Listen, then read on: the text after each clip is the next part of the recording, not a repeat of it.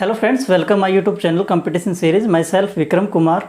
Friends, कल हमने संविधान के गठन की चर्चा कर ली थी, संविधान सभा के बारे में पढ़ लिया था और आज का जो हमारा विषय है वो है संविधान की प्रस्तावना। देखिए फ्रेंड्स, संविधान की प्रस्तावना क्या है। जब आप किसी बुक को पढ़ते हो तो सबसे पहले पेज पे उसका परिचय पत्र देखते हो। उस परिचय पत्र में लिखा होता है कि आप जो पढ़ोगे, आप जो आगे पाठ को पढ़ोगे उसमें उसके उद्देश्य दिखाई देंगे, उसमें वो बातें दिखाई देंगी जो परिचय पत्र में शॉर्ट में लिखी हुई हैं। तो फ्रेंड्स, इसी तरह हमारा प्रस्तावना भी है, वो है संविधान का परिचय पत्र। तो प्रस्तावना को संविधान का परिचय पत्र भी कहते हैं, परिचय पत्र भी कहते हैं, सार भी कहते हैं और भूमिका भी कहते हैं। दूसरे शब्दों में आप ये भी कह सकते हो कि जो संविधान ही है वो प्रस्तावना का एक विस्तृत रूप है। संविधान जो है वो प्रस्तावना का ही विस्तृत रूप है, प्रस्तावना का विस्तृत रूप है।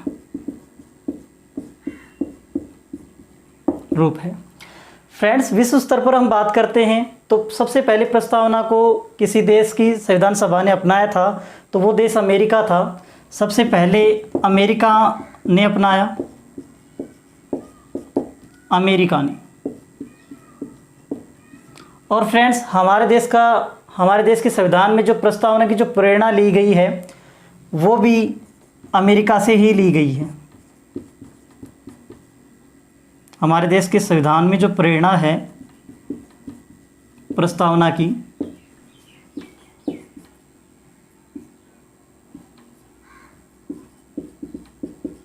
वो भी अमेरिका से ही ली गई है प्रेरणा, अमेरिका।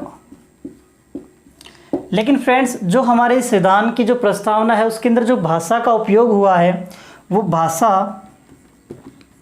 ऑस्ट्रेलिया से ली गई है, ऑस्ट्रेलिया। ठीक है फ्रेंड्स, सबसे पहले अगर किसी देश के अंदर प्रस्तावना को अपनाया गया वो देश अमेरिका था। हमारे देश के अंदर जो प्रस्तावना की जो प्रेरणा है वो अमेरिका से ली गई है, बशर्ते जो हमने भाषा का जो उपयोग किया है वो ऑस्ट्रेलिया से ली गई है। ठीक है फ्रेंड्स, आगे प्रस्तावना है क्या हमारे देश के अंदर, हमारे देश के संविधान के अंदर इसको कब जोड़ा गया। तो आपको याद होगा फ्रेंड्स, मैंने कल आपको बताया था कि 13 दिसंबर 1946 को पंडित जवाहरलाल नेहरू द्वारा, पंडित जवाहरलाल नेहरू ने उद्देश्य प्रस्ताव रखा था।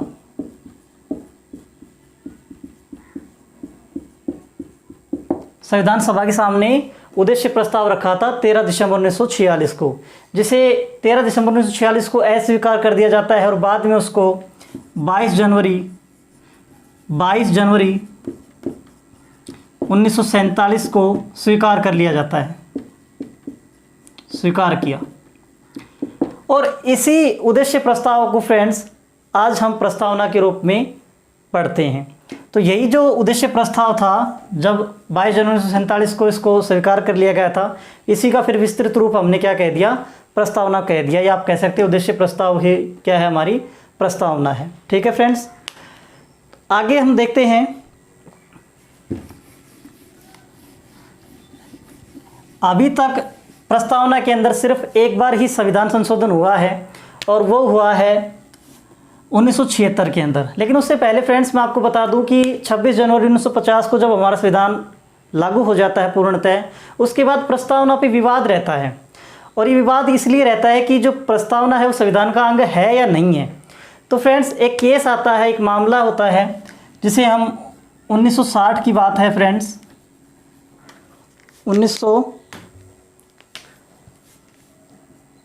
1960 केस होता है बेरूबारी बनाम भारत संघ मामला।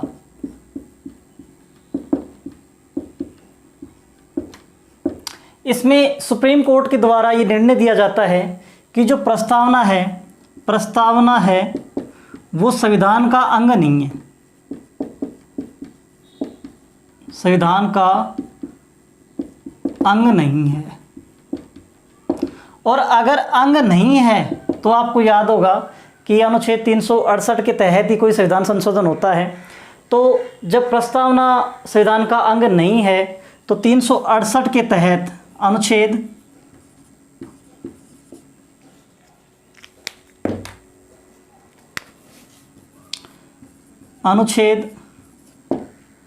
368 के तहत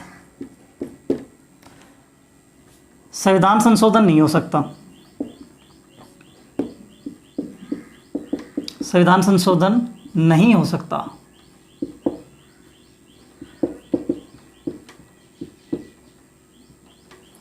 तो फ्रेंड्स, ये केस था 1960 का। 1960 का ये मामला था।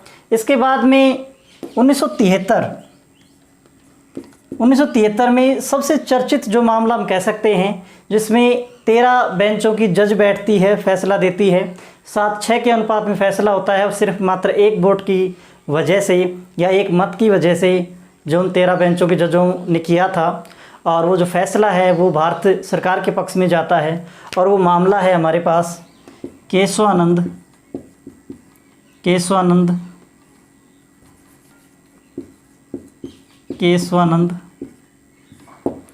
बनाम केशवानंद भारती बनाम केरल राज्य। ये जब मामला सुप्रीम कोर्ट में पहुंचता है तो 13 बेंचों की जज ने फैसला दिया था, और उन्होंने ये भी कहा था कि जो प्रस्तावना है वो संविधान का अंग है। प्रस्तावना क्या है? संविधान का अंग है। और इसीलिए जब संविधान का अंग हो गई प्रस्तावना, तो 368 के तहत, अनुच्छेद 368 के तहत संशोधन किया जा सकता है। संशोधन हो सकता है। इसीलिए फ्रेंड्स, 1973 के बाद में 1976 के अंदर एक बार ही संविधान की प्रस्तावना के अंदर संशोधन हुआ है, और वो संविधान संशोधन था 42वां संविधान संशोधन। तो देखिए फ्रेंड्स,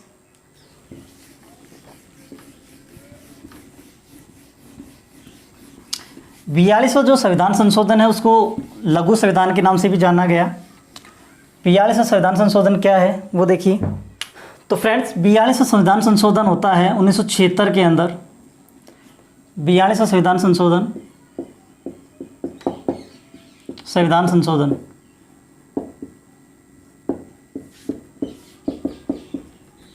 इस संशोधन के तहत जो संविधान की जो प्रस्तावना थी उसमें 3 शब्द जोड़े गए। प्रस्तावना में 3 शब्द जोड़े गए।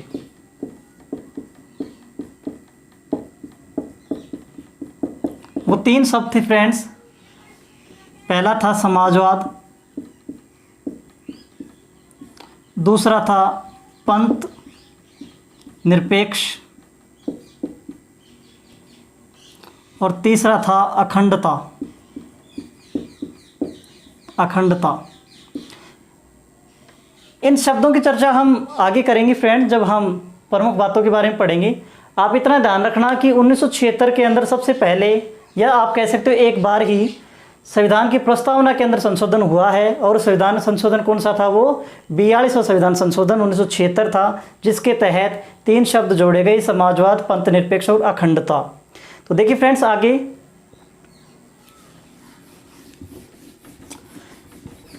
संविधान की जो प्रस्तावना है उसकी जो मुख्य बातें हैं। संविधान की जो प्रस्तावना है, हम भारत के लोग से जो लाइन स्टार्ट होती है, तो उसमें प्रमुख बातें जो बताई गई हैं वो कौन कौन सी हैं? पहले तो बात आती है संविधान का स्रोत। संविधान का स्रोत क्या है? और दूसरी बात है उसकी प्रकृति कैसी है, संविधान की प्रकृति कैसी है। और तीसरी है संविधान के उद्देश्य क्या हैं, उद्देश्य। तो फ्रेंड्स देखिए, संविधान का जो स्रोत है वो आपको पता है, भारत की जनता। भारत की जनता क्या है? संविधान का स्रोत है। पहली लाइन में लिखा जाता है with the people of India, हम भारत के लोग। इसीलिए संविधान का स्रोत क्या बताया गया? भारत की जनता को बताया गया। तो प्रकृति की अगर बात करें फ्रेंड्स, तो संविधान की जो प्रकृति है वो कैसी है?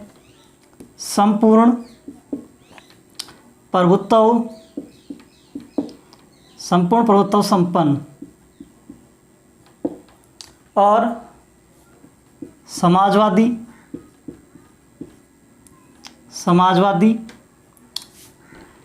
पंथ निरपेक्ष,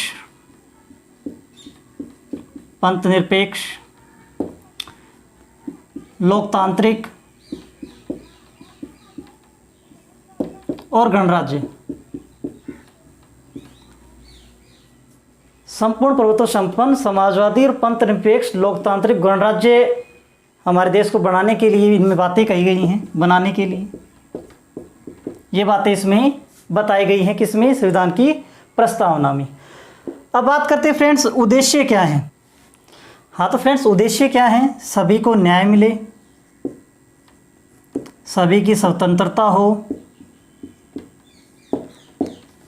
सभी को समता का अधिकार मिले, सभी में बंधुत्व की भावना हो और देश में एकता हो और अखंडता हो। फ्रेंड्स, इन शब्दों का हमारी प्रस्तावना के अंदर जिक्र किया गया है। आइए पढ़ते हैं कि ये जो शब्द आप लिखे हुए हैं, हमने जो शब्द लिखे हैं, इनका मतलब क्या होता है। सबसे पहले हम संपूर्ण प्रभुत्व संपन्न की बात करते हैं। इसका मतलब ये है फ्रेंड्स कि जो हमारा संविधान में जो ये बातें लिखी गई हैं, इसका मतलब ये बनता है कि हमारा जो देश है वो संपूर्ण प्रभुत्व संपन्न है। इसका मतलब हमारा देश आंतरिक और बाह्य मामलों में किसी प्रकार का कोई भारी हस्तक्षेप नहीं चाहता, वो खुद के मामलों में खुद ही फैसला ले सकता है। इसीलिए इसको क्या कहा गया है? संपूर्ण प्रभुत्व संपन्न कहा गया है। अब भारत क्या नहीं रहा, किसी का भी एक उपनिवेशक देश नहीं रहा, जैसे कि पहले ब्रिटेन का था। दूसरी बात आती है फ्रेंड्स समाजवादी। समाजवादी शब्द का अर्थ ये है कि सभी को, जो भारत के जो भौतिक संसाधन है, सभी का समान रूप से वितरण हो। भौतिक संसाधनों का समान वितरण हो।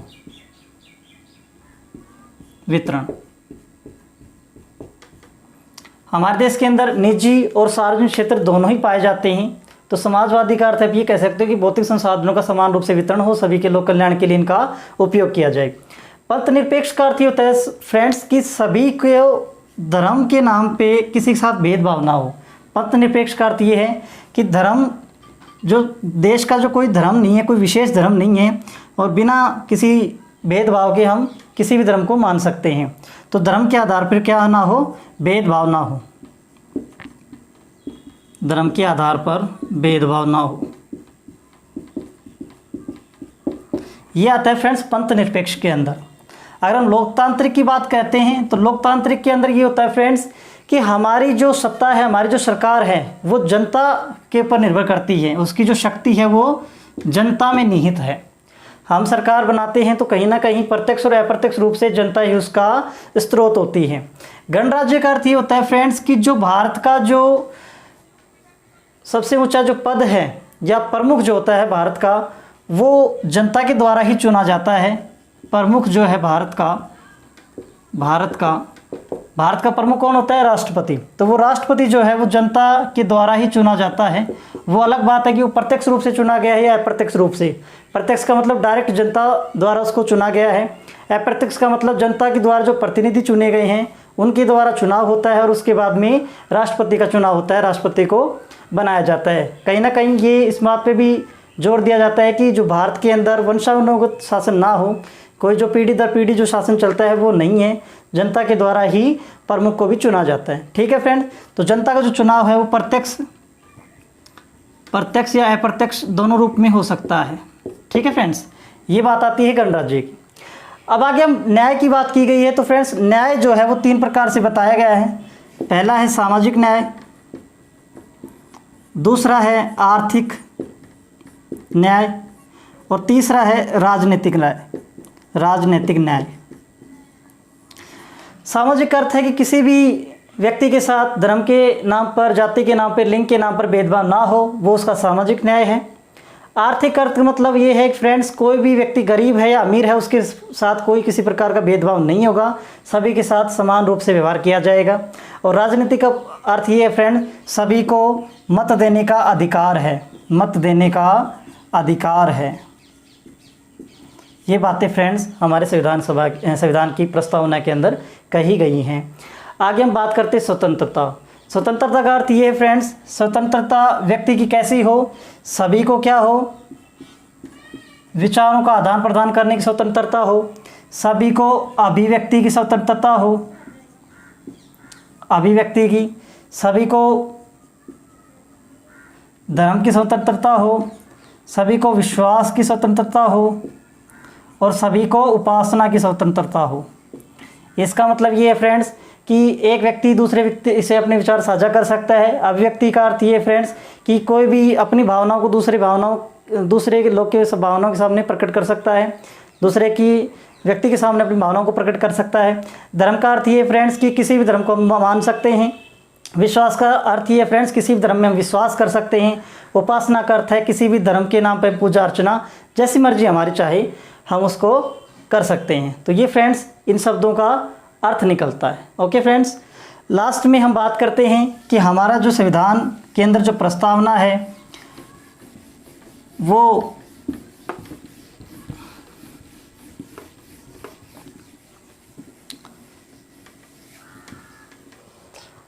में हम बात करते हैं फ्रेंड्स कि जो बात प्रस्तावना में की गई है वो है 26 नवंबर 1949 को संविधान अंगीकृत हुआ